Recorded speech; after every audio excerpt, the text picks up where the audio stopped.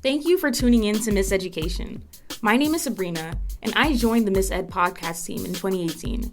Growing up in the New York City public school system, my peers and I witnessed firsthand the inequities and disparities that impact low-income students.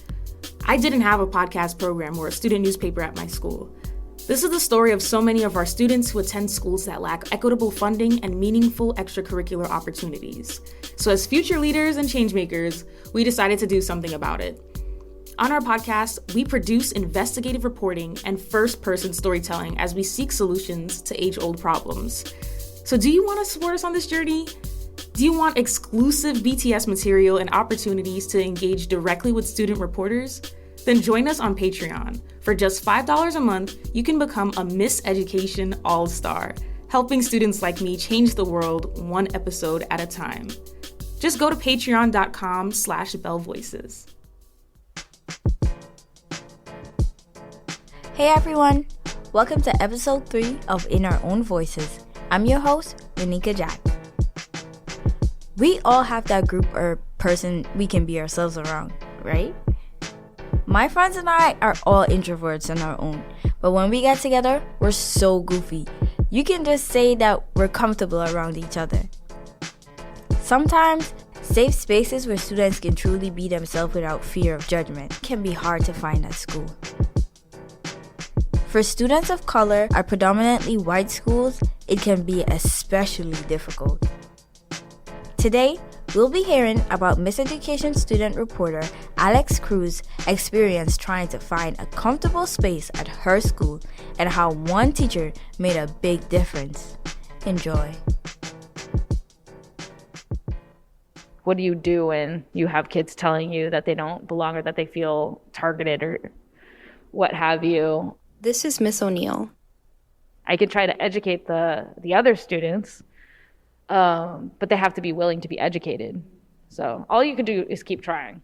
She's my former algebra teacher, and she runs the Comic Arts and Illustration Club at my school.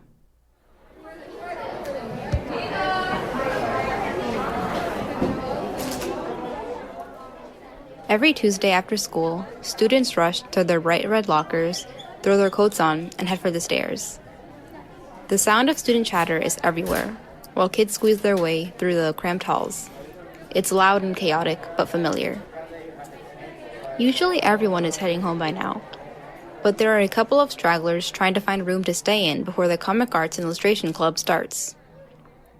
I recognize them immediately, because they're the same kids who always stay for the chance to be themselves in a safe, creative space with Miss O'Neill, and it's no surprise why.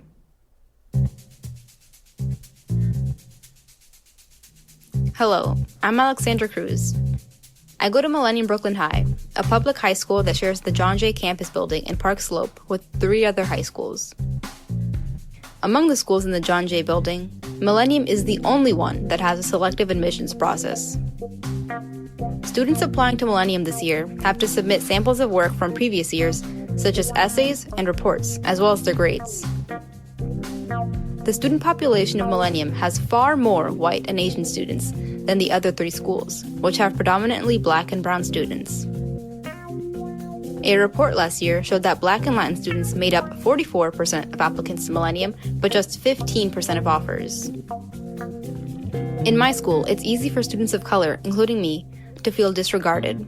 But every now and then, you find a supportive adult who goes out of their way to make you feel seen.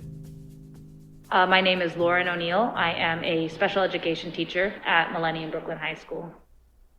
Miss O'Neill is a short, lively woman with wavy brown hair and a warm smile. She's easy to spot, and not just because she greets everyone in the hallway. She's always wearing a colorful outfit which never fails to bring some light to the crowded hallways of Millennium Brooklyn. Like 75% of teachers at my school, she's white. Miss O'Neill was my algebra teacher in 9th grade, and I knew she would be my favorite teacher the moment she gushed about her love of comics. I think there are comics out there for everyone, any identity, especially now. There's just comics about every possible topic. And even if you don't feel like you identify as a reader, comics are really accessible because of all the pictures. Miss O'Neill has always cared about inclusivity, especially after a class she took in college that taught her. The social and political context of American education. Taking that class would change her life forever.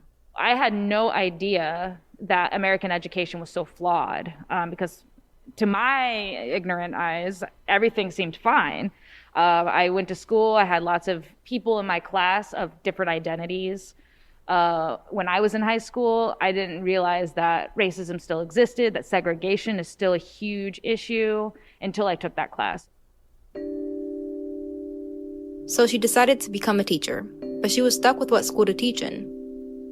Having graduated from Virginia, she didn't really know what high schools were like in New York.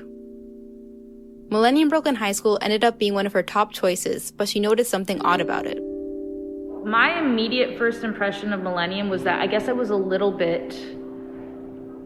I wasn't sure how I felt about the fact that the school was screened. I felt like, you're closing the gates to a big population of students. For those of you who don't know, screened schools are schools that accept students based on their grades, test scores, attendance, portfolios, or other criteria. On paper, this might seem fine, but one only needs to look at the percentage breakdown of races and ethnicities of public high schools in New York City to understand the problem. Top screen schools like Millennium have a disproportionate number of white, Asian, and high-income students. At Millennium, about half of students are white. Only 12% are black. Think about it this way. Millennium, like I said, is one of the 4 high schools in the John Jay campus. There are more than 300 white students at Millennium. The other 3 high schools combined have about 70 white students. Even with her reservations, Miss O'Neill interviewed at Millennium Brooklyn and got the job. From the moment she stepped through those, metal detectors, she knew she wanted to create something special. She wanted to build a community where students could collaborate and work on what they love. That's when she came up with the idea for the Comic Arts and Illustration Club. I think there were a lot of students, especially in the NEST program, who wanted this kind of outlet. The NEST program is a program that works to teach and include students with autism into general classroom spaces. And I thought that this would be a really great opportunity for students that don't have mainstream interests to feel involved. But it wasn't easy for her at first. I tried to start the club my first year, and I was rejected.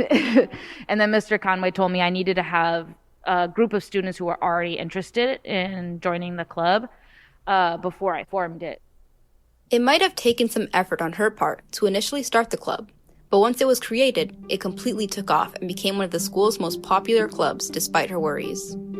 I guess I'm always a little bit worried that I'm going to have to really push the community aspect, because that was the whole goal of the club, is creating a community of comic makers. But that ended up not being at all an issue. And in the last couple of years during the pandemic, when we created the Discord, I think the community has really started gelling without my help, which is awesome. For those of you who are over the age of 30, Discord is an instant messaging app where people have the ability to make their own servers based on anything they want, like comics or even their love of pizza. Miss O'Neill was right about how easily everyone gelled. I was there the first day of the club. The club was in this open, bright room with the distant sounds of cars honking on the streets below. I was with my 2 friends who were into drawing while I was into writing. Everyone was so open. It was refreshing and liberating to see all these eccentric people being themselves. Miss O'Neill gave us a speech about comics, and after that we were free to do as we wished. People all around me pulled out their sketchbooks or computers, and the room came to life with excited students who had finally found their place.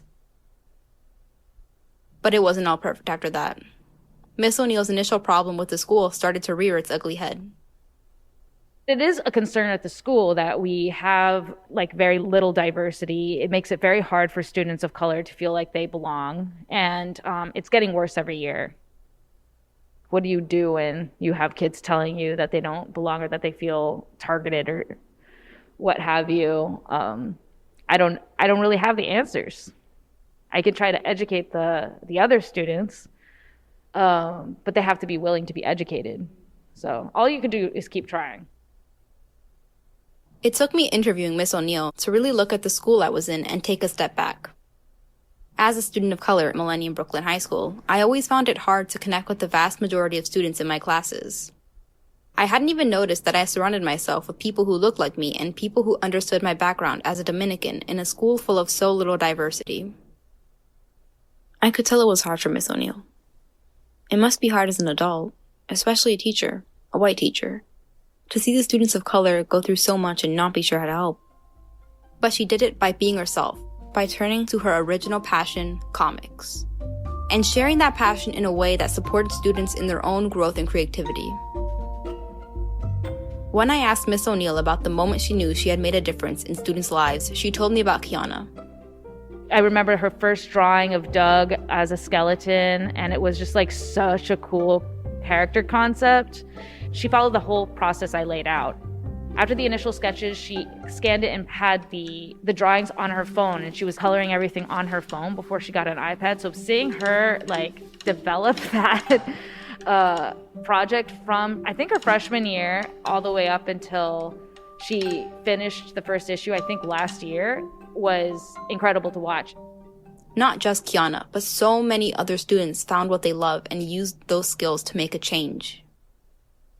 Naya, who was a senior last year, really wanted to do what is called a Blacktober zine. So she wanted to have Black artists in our community and the communities of the other schools in the building come together and submit art of fictional Black characters and then compile it into a zine that we would sell and donate the profits to a couple different organizations that she had found.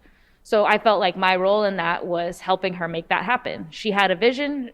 I helped her communicate with that. We had meetings. We put the book together and we sold it. So I think that is what I want my legacy to be, is helping students make their projects happen.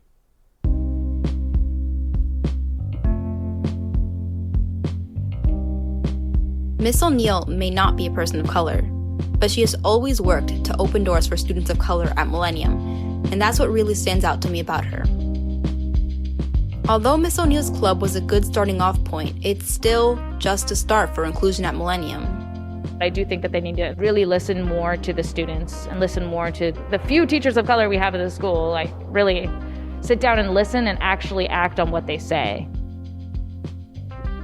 Miss O'Neill gave me an outlet to express myself when I had nowhere else to go in school. She always supported me, whether it was difficult algebra problems or ironing out comic book story ideas, and for that, I'll always be grateful. I'm a senior now, getting ready to leave those cramped halls of high school. I'm relieved to know that new students coming into Millennium will find their place in a bright little classroom with Miss O'Neill there, warmly greeting each new face. For the Miseducation podcast, I'm Alex Cruz.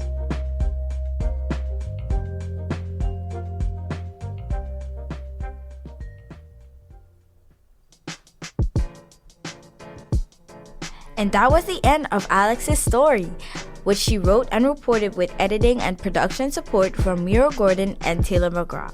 Music by Blue Dot Session, Lenz Lewis, and Joshua Sr. Miseducation is a program of the Bell and is supported by the Pinkerton Foundation, the Summerfield Foundation, and FJC. You can follow us on social media at Miseducation Pod and subscribe wherever you listen to podcasts. My name is Renika Jack, and I'll catch you guys soon on another episode of In Our Own Voices.